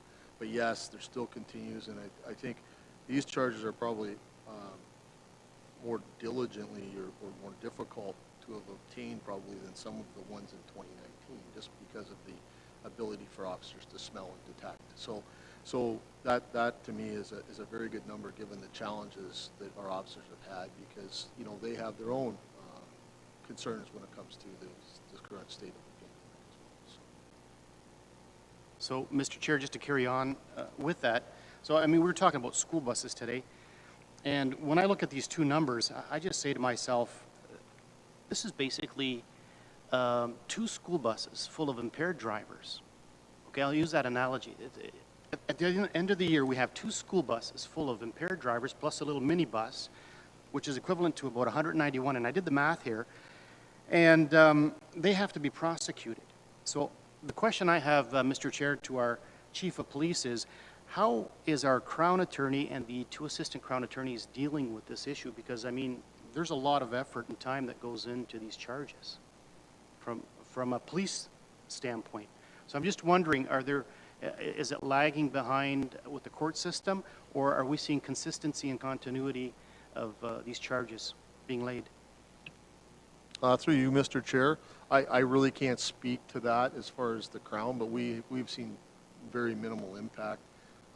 It's just the way the courts are doing business now. So the people will attend, they'll have their first appearance, and the courts are becoming much more efficient through the same technology that we're using here today to address their court issues. And really it's, unless John or Chris can say otherwise, because I'm new back to Norfolk County, there's been really, very little impact to those, to the court process here, except some of delays and certain other issues in relation to, processing and documentation and those things. We've just learned to work differently, all of us collectively. If I may, Mr. Chair, just to follow up. So I'm just looking at January, and I read the local paper. I see that, the end of January, there was a 35-year-old charged at 9 p.m. I see that on February 1st, there was a 46-year-old female in a ditch charged with impaired, a 65-year-old charged for impaired on February the 1st out in Houghton. So, I mean, pretty well every town and hamlet of Norfolk is being affected by this impaired driving. And definitely the police have an open eye if they're either being called by the public and or just on patrol. I've noticed that the vigilance is definitely there. So that continues. And you mentioned that there was 13 rides in the month of January. And that continues throughout the year? Through you, Mr. Chair, yes, that's a program we continue throughout the year, with certainly through our ride grants. It's an enhancement throughout the holiday season. But, and we continue with paid duty grants throughout the year as well, but we try to strategically deploy them, and, say a long weekend, various times like that, where there's going to be peak traffic, and certainly have a better impact and value for the officers in relation to that type of enforcement. Mr. Chair, last question to our chief. I noticed this past weekend in the local paper, it spoke of two snowmobilers charged with impaired driving, and I believe the OPP were doing spot checks for snowmobiles, correct? Yeah, through you, Mr. Chair, that's correct. Okay. I just wanted to applaud the OPP for doing that. We take it for granted, then we think of a vehicle or a motor vehicle being a car, four wheels, and the general public have to make it, understand that a motor vehicle can be a snowmobile, a car, ATV, correct? Yeah, that's correct. Okay. Thank you, Mr. Chair. Further from any other member of the board? Do you have more to present, sir? And if I may, Mr. Chair, I know it was something that was brought forward through you. Staff Klingbeil can provide an overview of just the collision reporting center and where we're at and how we progress with that. Okay, just before we get to that, we'll close off the statistical report. If there's nothing further from you, Inspector? No, I'm good, thanks. Okay, I'll need a mover and a seconder, please, to accept the monthly report as information. Councillor Huffman and Mr. Van Houten. You got that? Okay. All in favor?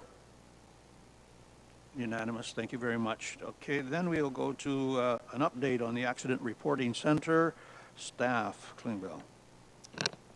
Thank you, Mr. Chair. So for those that aren't aware, we opened a collision reporting center back on December 15th of 2020. It's located at the Norfolk County OPP detachment at 548 Queensway West in the town of Simcoe. It's right inside the front lobby area, and it's open Monday to Friday from 8 a.m. to 4 p.m. and Saturdays from 8 a.m. till noon. There is a long list of criteria for collisions that can be reported to the Collision Reporting Center. It's mostly minor collisions, but if you are unsure if your collision can be reported to it, you can always call our Provincial Communication Center at 1-888-310-1122, or you can call our detachment at 519-426-3434, and they'll provide you further direction. And I know on page 49 there were some stats provided, but that was provided on February 9th, so I just thought for those listening in and for some interest to the board, I downloaded some additional stats this morning. So for December of 2020, there were 13 collisions reported to the center. For January 2021, 23, and February there's been 20 so far, so that's a total of 56 collisions, which is a fair amount, so that really assists the front line, saving a lot of time instead of attending to the call, waiting for the tow and the paperwork that goes along with it. Also contributes to the safety of the involved driver, other drivers that are on the roadways, because you don't have that individual that's waiting for an officer to attend the scene, sitting on the side of the road. They can attend the collision reporting center. And also of interest too is that out of the 56 collisions, 26 of them involved animals, mostly deer running out onto the roadway, and the rest of them were mostly weather related, which caused the collisions.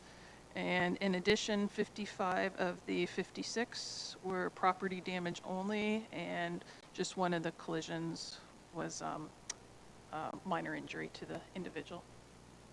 And would these include collisions on private property, such as parking lots? Yes, correct. Thank you. Questions from the members of the Police Services Board on that piece of information? Mr. Santos? Thank you, Mr. Chair.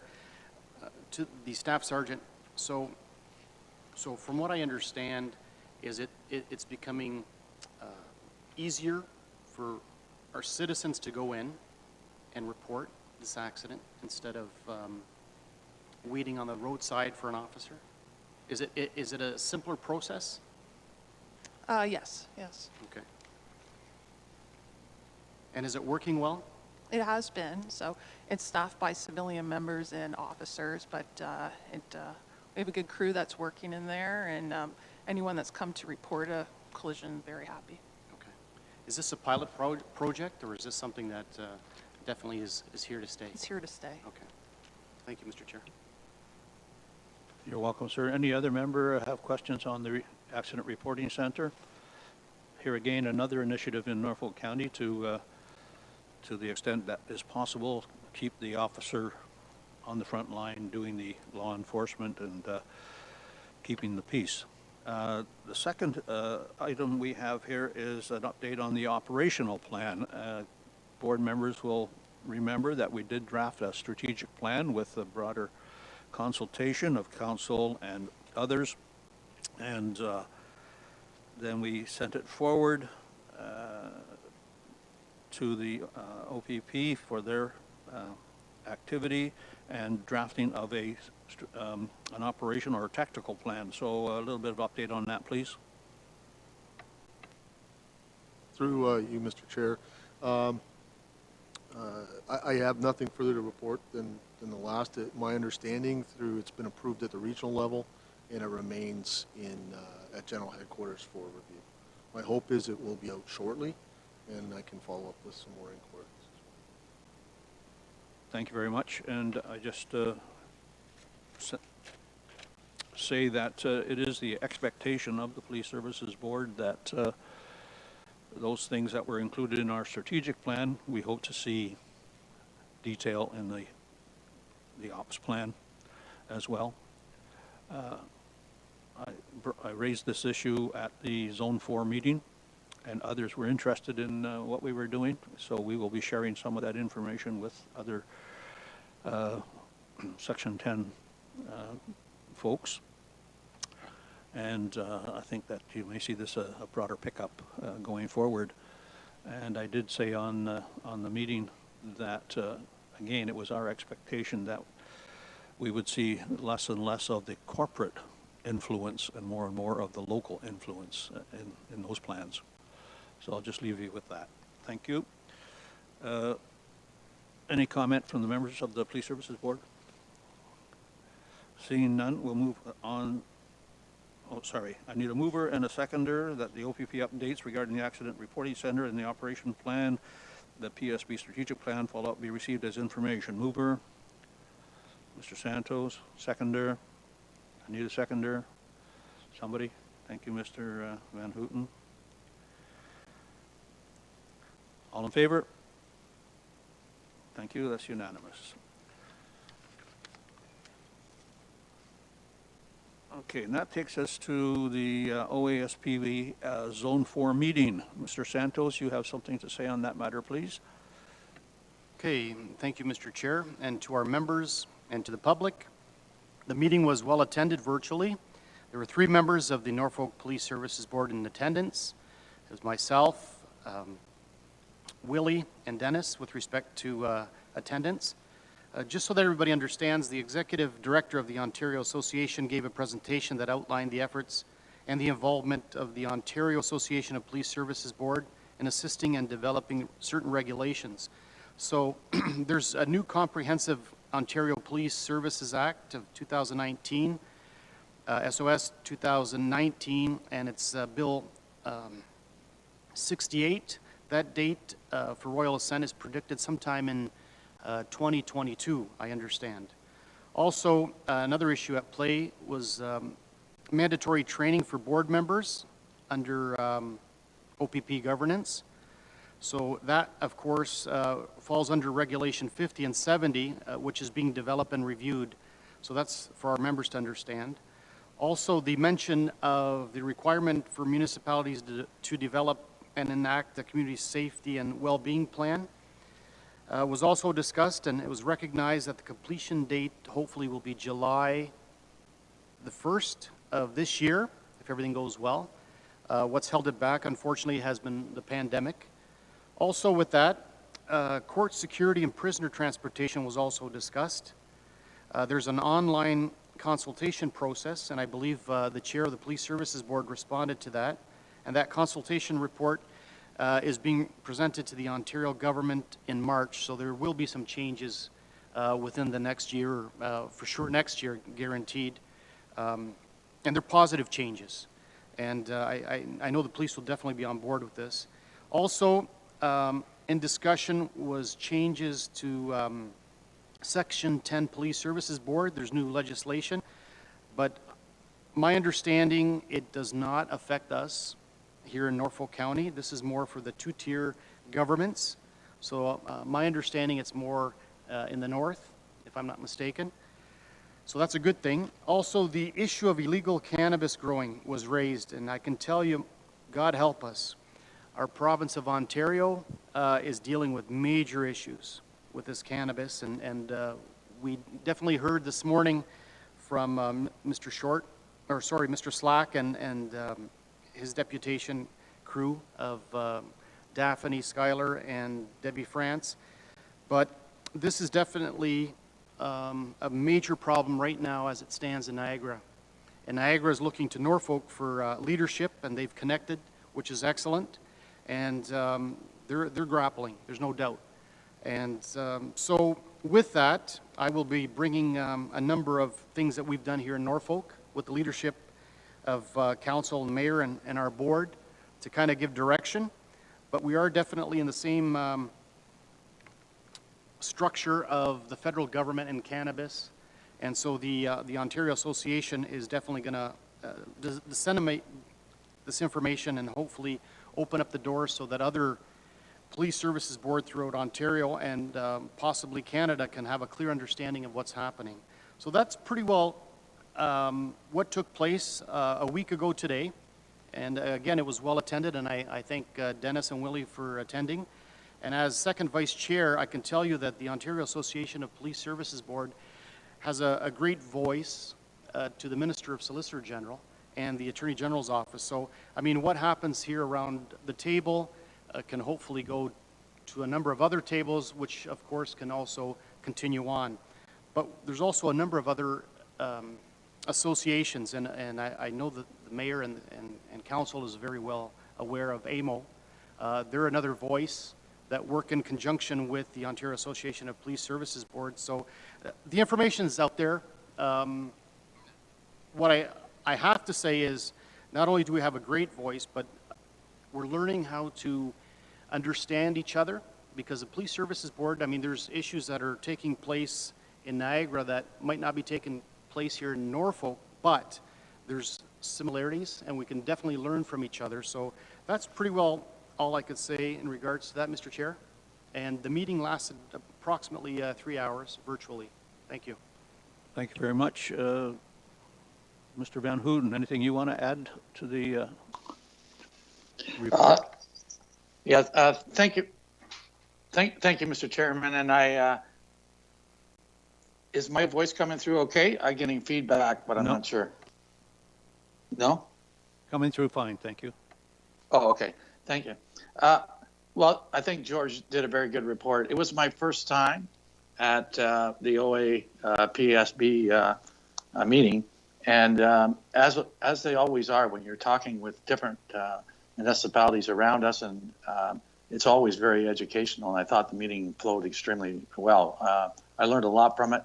I know there's a lot of things coming as George described, and so thanks, George, for your efforts, and congratulations on your election as vice chair, second vice chair, and it was an excellent meeting.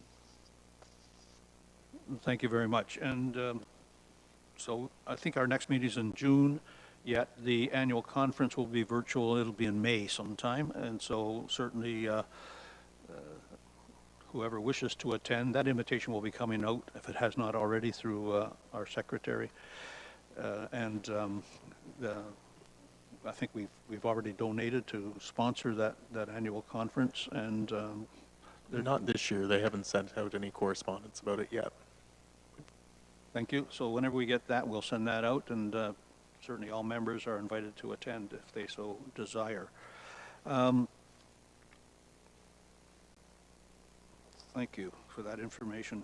And just to follow on with another piece of information, we heard about one of the initiatives of the last year, and that was the Accident Reporting Center and the success that it's having so far. We will deal in a moment with the false alarm bylaw and its policy and the transference of that to Norfolk County. But a very successful, again, initiative that moves time and effort of the officer to the front line rather than running around chasing for false alarms. The enactment and putting in place of the Norfolk County Community Policing Committee was another major undertaking and has been completed. The strategic plan we talked about, and also today we will have information about the procedural bylaw that is for consideration and final approval. The thing that we have not as yet achieved, and everyone is just in idle at the moment, and that is dealing with the municipal bylaws and any that Norfolk County wishes to have the OPP enforce, notwithstanding that some is already happening. But I guess what's slowing that a little bit is transference of that responsibility to the clerk's office, and then subsequently the Mr. Grizel leaving, and so we will take our time before we push the button and remind them again that we'd like to have that discussion, give them time to settle in and get things organized. So that's just a simple recap of the 5 or 6 initiatives that we have on our table for 2020 and achieved, and looking forward to the bylaw discussion. So that takes us then to the false alarm bylaw. And in December of 2020, at the meeting of the Police Services Board, it was requested by motion that the Norfolk County assume responsibility and authority for bylaw PSB 2020-1, and that the Norfolk County Bylaws Appeal Committee deal with any subsequent appeals to the bylaw following formal concurrence with Norfolk County. At the January 19th meeting of 2021, Norfolk County Council received the request and adopted bylaw 2020-109, being a bylaw to impose fees for services provided by the Ontario Provincial Police, Norfolk County Detachment on behalf of the Corporation of Norfolk County relating to the reduction of false security alarms. And the Norfolk County Police Services Board bylaw PSB 2020-01 can now be repealed by motion of the Police Services Board, and that motion is attached. So I would need a mover and a seconder to repeal PSB 2020-01. Mr. Santos moves. Seconder. Mr. Van Houten, did I see your hand? Thank you. Any discussion on the matter? Before I call the vote, I'll just thank the members of Norfolk County who are on are members of this board for bringing that forward and to its successful conclusion. All in favor? Thank you. That's passed unanimously. That takes us then to, excuse me, the draft Police Services Board procedural bylaw. Took our time to draft a new one, and it's been out for discussion with the board members for a while.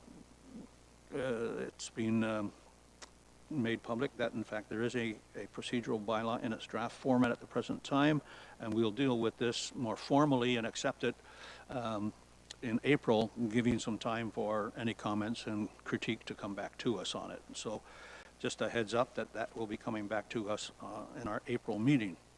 And for the information of the public, the Police Services Board of Norfolk County now meets bi-monthly, so our next meeting will be in April, unless there's a special meeting called for the purposes of dealing with any specific issues. We have item number 9, there's other business. Certainly our committee coordinator, Mr. Jaggard, has provided us with information related to the police auctions account, and some of the things that have been done with the monies that come in from those police auctions. Certainly 2,000 last year was donated to the Crime Stoppers of Haltom and Norfolk, a $1,000 donation to sponsor the spring conference last year of the OAPSB. $2,712 purchase a tent for the OPP and when they go out and do community events and represent the OPP in that fashion. And $2,956.41 was used to purchase a new radar system for one of the vehicles, a LiDAR unit it's called. And those were the major expenditures or donations or grants that were provided. All revenues were received by the Police Services Board resolution, and the revenues for the account included 6 auctions, totaling $1,514.29. The final 3 checks were deposited this month in February, so they haven't shown up yet on the statement. And the current balance of the auction account is $3,184.54. I'll repeat that, $3,184.54. And that's not including the February accounts? No, it is. That's the Okay, current. so the last 3 checks yet to be added to that. And the board has no outstanding financial commitments at this point. Any questions on that? Thank you. Other business then, from members of the board. Mr. Santos, I saw your hand first. Sorry, Mr. Chair. Can we just back up a bit to the draft procedural bylaw, if that's possible? I know that's going to be looked at by council, but on page 57, to our members and to our chief, I see point 3.1 of this bylaw, which is H, where it says chief of police, and then it says chief means a detachment commander of the Norfolk detachment of the Ontario Provincial Police. I think the word inspector should be put there somewhere in reference to the means of the detachment commander, because it's my understanding that he's our inspector, but he's actually our chief of police for the detachment. Yeah, to clarify, the statement chief of police was intentionally left without a rank. Subsequent, if Norfolk grows or shrinks, we may get a chief inspector or superintendent or a lower rank. A staff sergeant in some cases do our detachment commanders, correct, Inspector? Through you, Mr. Chair, usually within the Police Services Act, it's referred to, chief of police is usually referred to as a municipal agency, or detachment commander is the same interchangeable word for what the position that I'm in. And because as a ranking inspector, I hold the title of detachment commander, which is equivalent to chief of police. However, there's other inspectors that do other things that are not detachment commanders. So it's just an interchangeable piece that from the OPP, the provincial side to the municipal side, chief, detachment commander are interchangeable.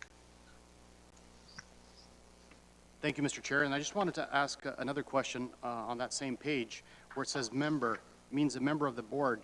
Now, it's my understanding there's 3 municipal board members and there's 2 provincial board members. Does that have to be added in? No, because once again, we will try to keep this in a general format, Okay. and pending the resolution of the regulations under the Comprehensive Police Act, which has not yet received royal assent, that may change. So once again, we're keeping it somewhat fluid.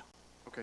And then, Mr. Chair and board members, the last point I just want to make here is, I believe on page 70 of that same bylaw, bylaw 2.41. I was just reading this, and it says here, every bylaw, when introduced, will be in written form.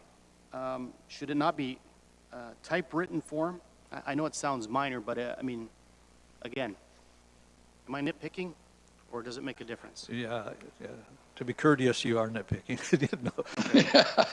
Yeah, written form. Okay. Well, it may be on a computer, it may be handwritten. We're going to, again, be strategic in our wording. Okay. And then the last point in regards to bylaws, should there not be a point with regards to amendments to bylaws that either are made by adoption or any other bylaw added to that? And the reason I say that is because when you look at the 2 points, there's a point missing. And the reason I say amendments to bylaws may be made by an adoption of another bylaw in case there's a need to adopt a previous bylaw.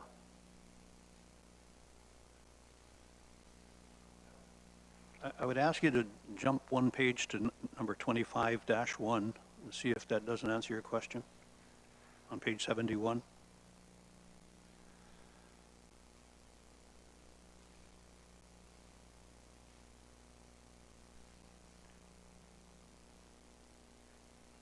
I see your hand, Mayor.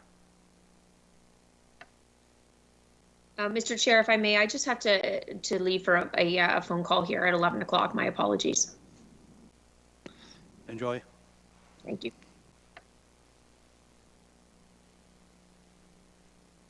We can discuss this offline, George. Okay, if you that's want. fine. Thank you, Mr. Chair. Okay. So any other issues under other business from members of the board?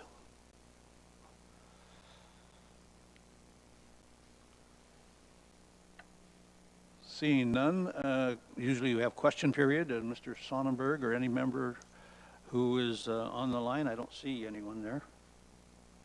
No, and certainly Mr. Sonnenberg touched base with me yesterday relative to the bank account and the spending of the monies and whatnot, and there was an article in the Simcoe Reformer online yesterday on that issue, and I want to express thanks to Mr. Jaggard for clarifying all the points, and I sent that policy forward to everyone so that they're well informed, and the new appointees particularly.